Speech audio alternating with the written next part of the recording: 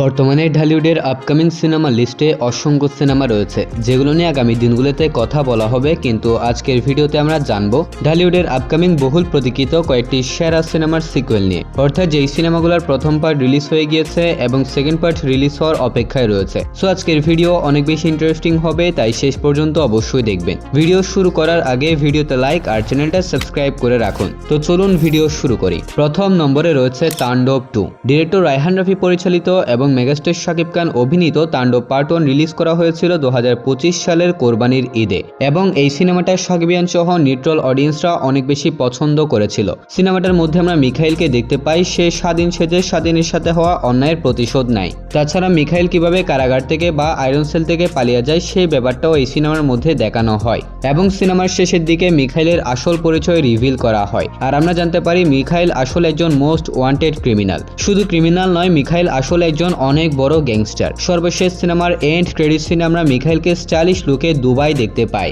তো তাণ্ডব 2 তে আমরা দেখতে পারবো মিখাইল আসলে কে, সে কিভাবে মোস্ট ওয়ান্টেড ক্রিমিনাল হয়েছে, সে কোন কোন ক্রাইমগুলোর সাথে জড়িত ছিল, কেন তাকে নর্মাল কোনো জেলে না রেখে আয়রন সেলের মতন জেলে রাখা হয়েছে। এক কথায় তাণ্ডব 2 তে আমরা মিখাইলের গল্প দেখতে পারবো। তাছাড়া তাণ্ডব সিনেমার মধ্যে আমরা দেখতে পেয়েছিলাম মিখাইল বাংলাদেশ ব্যাংক লুট করেছিল, এবং তাণ্ডব 2 তে দেখানো হবে লুট করা এই টাকাগুলো দিয়ে মিখাইল কি করেছে। ওভারঅল সবকিছু মিলিয়ে তাণ্ডব 2 আমাদের এক্সপেকটেশনকেও ছাড়িয়ে যাবে। সিনেমাটা মনে হয় 2028 কিংবা 29 সালের আগে আমরা দেখতে পারবো না, তবুও দেখা যাক কখন এই সিনেমা রিলিজ করা হয়। নেক্সট সুড়ঙ্গ 2। সুড়ঙ্গ সিনেমার মধ্যে আমরা মাসুদ আর ময়নার গল্প দেখতে পেয়েছিলাম, যেখানে মাসুদ ময়নাকে অনেক বেশি ভালোবাসে, কিন্তু ময়না মাসুদকে ধোকা দিয়ে মাসুদের বন্ধুর সাথে পালিয়ে যায়। দেন আমরা দেখতে পাই মাসুদ কিভাবে সুড়ঙ্গ করে ব্যাংক থেকে কোটি কোটি টাকা ডাকাতি করে, কিন্তু সিনেমাটার মধ্যে আমরা দেখতে পেয়েছিলাম মাসুদ টাকা সহ ময়নাকে পুড়িয়ে ফেলে, কিন্তু ময়নার সাথে যেই টাকাগুলো মাসুদ পুড়িয়ে ফেলেছিল ওইগুলো কোনো রিয়েল টাকা ছিল না, ওইগুলো ছিল সব ফেক টাকা। মাসুদ আসল টাকাগুলোকে নিজের কাছে রেখে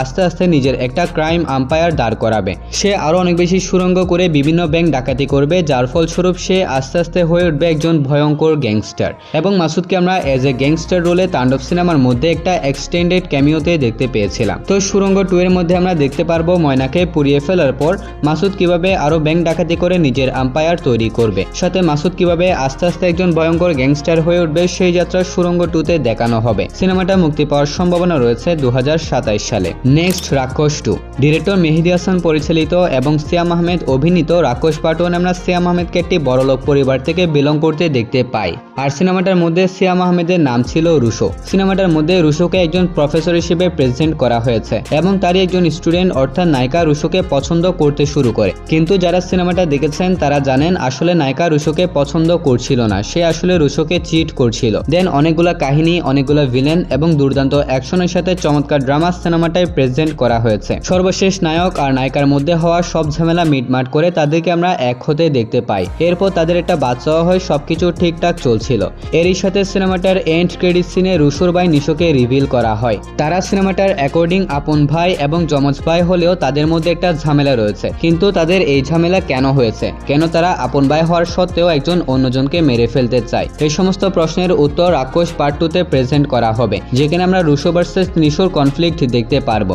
আর এই সিনেমাটাও হতে চলেছে আরো বেশি ভায়োলেন্ট এবং আরো বেশি রোমাঞ্চকর। যদি সবকিছু ঠিক থাকে তাহলে আমরা 2027 সালে হয়তো বড় পর্দায় রাক্ষস 2 দেখতে পারবো। নেক্সট রয়েছে তুফান 2। তুফান সিনেমার মধ্যে আমরা প্রথমে শান্তর গল্প দেখতে পেয়েছিলাম, যে সাধারণ একজন ছেলে এবং সিনেমার নায়ক হতে চায়। অন্যদিকে তুফান যে শূন্য থেকে উঠে এসেছে এবং বশির নামের একজন গ্যাংস্টারের হয়ে কাজ করত, কিন্তু সে একদিন বশিরকে মেরে ফেলে তার জায়গা রিপ্লেস করে নেয় এবং ঢাকা সহ পুরো বাংলাদেশ জুড়ে ক্রাইমের বিশাল সাম্রাজ্য তৈরি করে, যার কারণে গভর্নমেন্ট তার বিরুদ্ধে ষড়যন্ত্র করতে শুরু করে। এই ব্যাপারটা বুঝতে পেরে তুফান শান্তকে দেশে রেখে বিদেশে চলে যায়। অন্যদিকে আমরা সিনেমাটা লাস্ট সিনে দেখতে পেয়েছিলাম চঞ্চল চৌধুরী একজনকে গুলি করে, এন্ড এই সিনে চঞ্চল চৌধুরী যাকে গুলি করে অথবা হসপিটালে আমরা যাকে দেখতে পেয়েছিলাম সে হচ্ছে শান্ত। তাছাড়া শান্ত ইতিমধ্যে তুফানের চালচলন সবকিছু কপি করে নিয়েছে এবং তার সাথে হাত মিলিয়েছে সিআইডি আকরাম। অন্যদিকে তুফান দুবাই চলে গিয়েছে। আর তুফান 2 মধ্যে আমরা দেখতে পারবো শান্ত সিআইডি আকরামকে সাথে করে তুফানের সাম্রাজ্যে রাজত্ব করতে শুরু করবে। অন্যদিকে তুফান এই ব্যাপারগুলো জানতে পারার পর তার সাম্রাজ্য ফিরে পাওয়ার জন্য মরিয়া হয়ে উঠবে।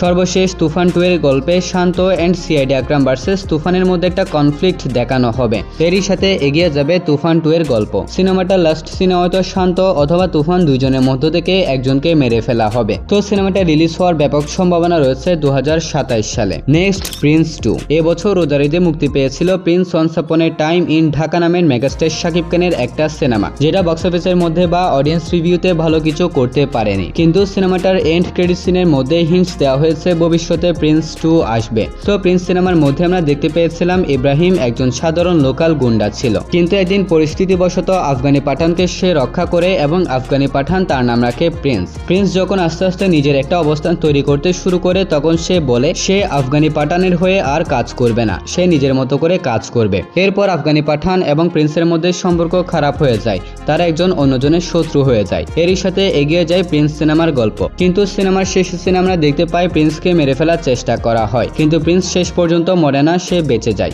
এরপর প্রিন্স চলে যায় ইন্ডিয়াতে। অন্যদিকে আফগানি পাঠান জানে না প্রিন্স এখনো বেঁচে আছে এবং সিনেমার একদম পোস্ট ক্রেডিট সিনে দেখানো হয় প্রিন্স রাজস্থানে চলে গিয়েছে এবং তার উপর অ্যাটাক করা হয়েছে। হয়তো প্রিন্স 2 তে দেখানো হবে আফগানি পাঠান জানতে পেরেছে প্রিন্স এখনো বেঁচে আছে, যার কারণে সে প্রিন্সকে মারার জন্য রাজস্থানে তার লোকজন পাঠাবে, কিন্তু প্রিন্স সবাইকে মেরে দিবে। এরপর আমরা আবার প্রিন্স ভার্সেস পাঠানকে দেখতে পারবো। এরই সাথে হয়তো কিছু রোমাঞ্চকর স্টোরি লাইনের সাথে এগিয়ে যাবে প্রিন্স 2 এর গল্প। ভবিষ্যতে আদৌ এই সিনেমা আসবে কিনা সেটা নিয়ে যথেষ্ট সন্দেহ রয়েছে, তবুও দেখা যাক শেষ পর্যন্ত এই সিনেমা ভবিষ্যতে বড় পর্দায় আসে কিনা। সো গাইস, এগুলোই ছিল ঢালিউডের আপকামিং সিকুয়েল সিনেমার লিস্ট। এর মধ্যে থেকে কোন সিনেমার জন্য আপনি সবচেয়ে বেশি এক্সাইটেড সেটা কমেন্টে জানাবেন। আর ভিডিও ভালো লাগলে ভিডিওতে লাইক এন্ড চ্যানেলটা সাবস্ক্রাইব করতে ভুলবেন না। তাহলে দেখা হবে পরবর্তী আরো একটি ভিডিওতে। ততক্ষণ ভালো থাকবেন, সুস্থ থাকবেন, টেক কেয়ার, আল্লাহ হাফেজ।